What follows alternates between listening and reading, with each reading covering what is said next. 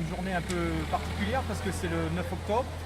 On a vécu ce matin une grosse manifestation ici à Marseille, interprofessionnelle, pour interpeller justement sur la case des services publics, sur les dérèglements sociaux et sur une aspiration que nous, France Insoumise, en porte.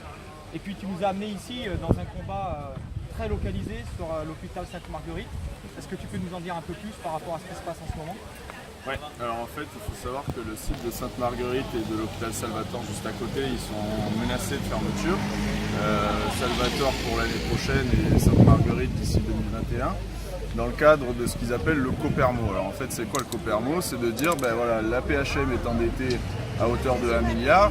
Pourquoi? Parce qu'en fait, c'est l'État qui met plus les moyens de financer ses hôpitaux, hein, c'est tout. On leur dit, allez voir les banques privées pour vous financer, puis après, on s'étonne qu'il y ait une dette. Et donc du coup, comme ils n'ont jamais rénové les bâtiments de la Timone, les vieux bâtiments de la Timone de Nord, l'État dit ok, on vous finance la moitié de ces rénovations et à condition de quoi vous allez supprimer 1200 postes de soignants. Et en fait le corollaire de ça, c'est qu'ils veulent fermer les hôpitaux sud qui sont déjà cernés par 25 structures de santé mais dans le privé. Donc là, on vient de rencontrer la directrice générale du site qui nous a expliqué un petit peu où ça en était et où en étaient les discussions. Et en réalité, ce qu'elle a dit elle-même, c'est que on est au milieu du gué, quoi. Personne ne sait rien, ça fait 2 ans que ça dure, on les balade. Donc pour le moment, on aura visiblement une réponse dans 15 jours du ministère de savoir ce qu'il prévoit pour les hôpitaux sud et pour le reste de la PHM, mais on reste dans le flou. D'accord. Et toi, Annie, tu étais candidate ici de secteur. Oui, donc tout à tu es fait. bien au courant de ce qui est en train de se passer ici? Moi, je souhaite parler plutôt en tant que citoyenne. Moi, j'habite dans le 9e arrondissement, donc je fais partie des quartiers sud. Et je souhaiterais quand même que reste dans cet arrondissement des services publics hospitaliers.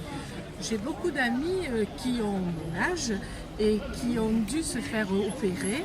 Elles sont allées dans des cliniques privées qui n'ont pas forcément de nom de clinique privée, ça peut s'appeler hôpital, machin truc.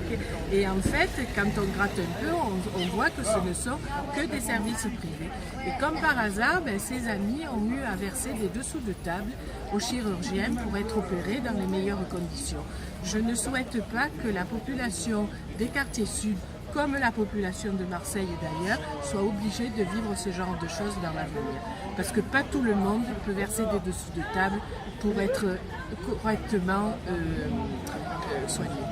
Voilà. Pour aller dans ton sens, ce qu'il faut savoir, c'est que si ces hôpitaux venaient à fermer, c'est un bassin de 300 000 habitants qui se retrouverait sans hôpital public.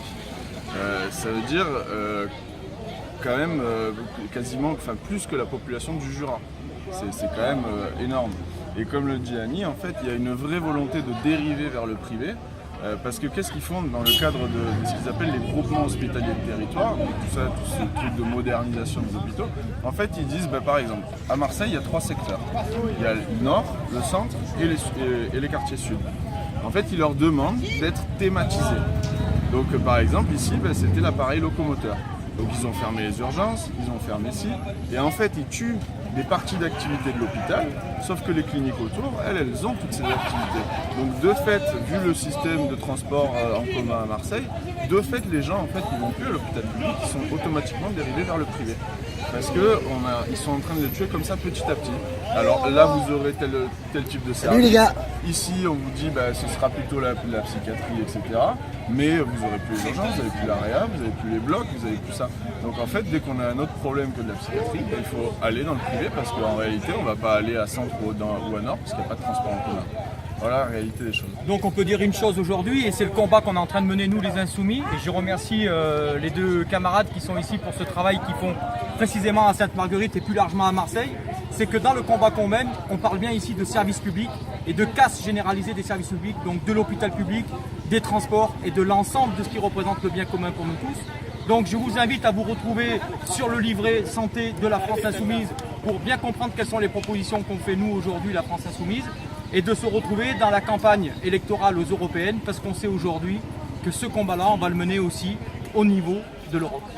À très bientôt.